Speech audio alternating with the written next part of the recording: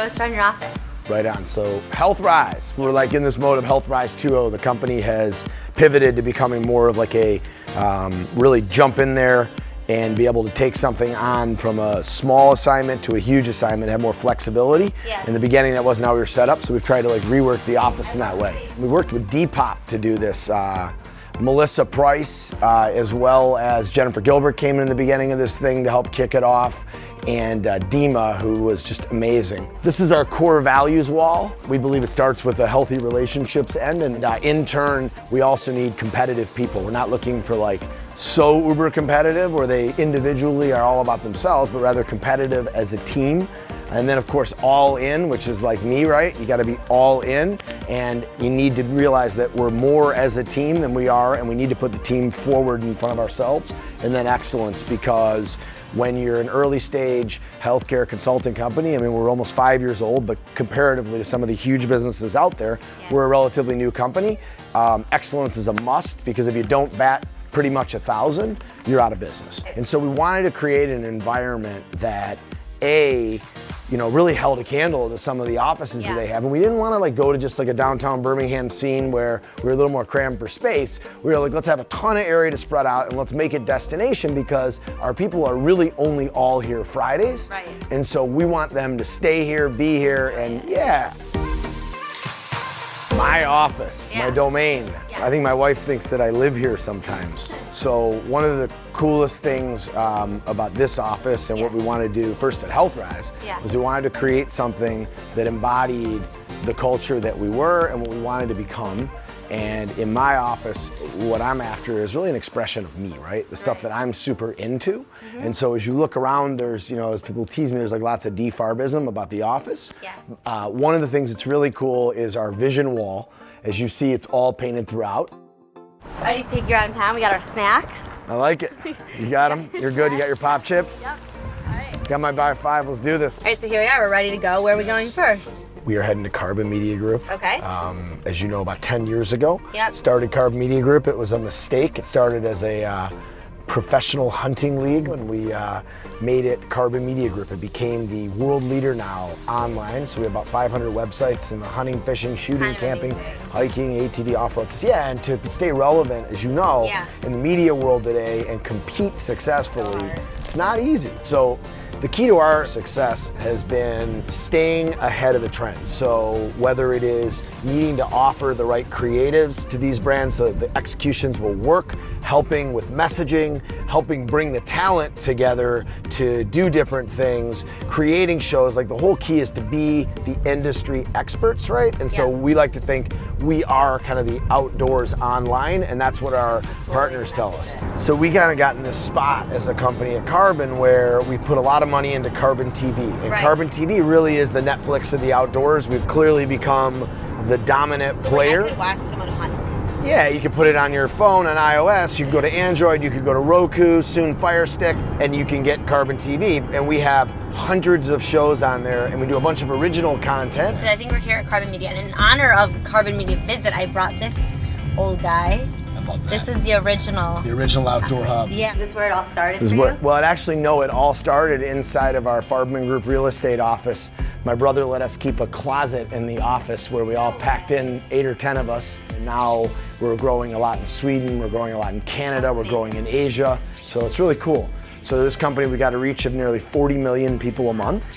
And we pretty much, like to believe we're the outdoors online, and we do everything we can with these power brands we work with to help them tell their story. So really it's lunchtime, I guess. This is the game room here. So we got side-by-side PlayStations, hockey, which Dave's pretty good. This is, of course, Big Buck Hunter. All of my scores have now been wiped off, which means, if all my scores are wiped off, people are spending too much time playing this, or I gotta start coming in more. Trying to beat you. All right, we got all of our swag. Yeah. We're ready to go. We are swagged up. So when you do your meetings during your day, are you going to lunch meetings? Or are you doing the game room? What do you do? Yeah, so I'm more of a home and homer, wanting to be at their offices or having them over at our offices. I just kind of like meeting in that environment. From a business perspective, I think, we were talking about mentoring before. The more that you can get, like the mastermind group around you, independent board of directors, mentors, but most importantly, having people around you that don't tell you what you want to hear, they tell you what you need to hear, is really key to success. That's so great that you're involved. What about, I mean, you're so involved in the community. Any other organizations you feel passionate about? Me personally, it's like the Jewish education, right? I mean, our 3 boys, Hunter, River, Fisher, those kids developing into the type of mensches, having the type of character that we want those kids to have. Nadine and I recently received this Dreammaker Award at Hillel. It was really a big deal to us. The Jewish community is something that is really huge to me. I think that we have an issue in this community, and I've talked about it in the past, is that we had so many great leaders of yesterday that have passed on, and luckily some of their families are carrying that, but we need young people to step up in the Jewish community. Yeah, we're all very inspired. And education is huge. It's what's going to drive our community. Now we're headed, I'm so hungry, so I'd like to go, you have a lunch. You ready to do Bacco? Yeah, so Bacco's one of your favorite restaurants? Yeah, Bacco is the bomb. You know, I mean, Luciano, there's a reason the guy's been like one of the top restaurants in Detroit for, 20 years or something. Yeah. Luch is just, the guy just like knows how to get it done. It's like such legit Italian, and what I think's really cool about Luch is that he's also helping bring up guys like Jimmy Regato, who's just broken out with Mabel Gray and what he's doing, and he's the first guy to promote all these up-and-comers, right? And so Luch has managed to stay in like a Southfield, Farmington Hills location, even through all this Detroit stuff coming up. Okay, let's check out Bacco. So my favorite booth is right here, and if I come early to a meeting, which is rare, I'll be on this side or else someone will grab it. The Strozen Petty here, like redunk. Like the Strozen Petty could be the greatest pasta dish ever. The veal is ridiculous. The chicken's great here. I love all their enchiladas. Like everything is so solid. So Bacco is a true restaurante. So you've got great style. You definitely have your own sense of style. Yeah. Does Nadine influence your style, or do you kind of wake up every day and kind of feel like you're gonna put your jeans on and a t-shirt? So I think it's like this. I have a really good sense of style, I think, but I'm very cash, as you know, and I kind of like to be eclectic. That's who you are. Yeah. Authentic. Nadine will also sometimes look at me and be like, no. You know, she'll be like, no, that's not, like, you look absurd. Like 2 more questions left because we're almost back to your office. What do you really love about living in Metro Detroit? First of all, it's totally home, right? Like, so when I was writing the book, The Hunt, went out there and we built this big following across the country of outdoorsmen and people that were really into what we were doing. Nothing's like going to my personal page though, and like dealing with my peeps here in metropolitan Detroit. I just love the community. I love so many of the leaders, and I am so Midwestern at heart.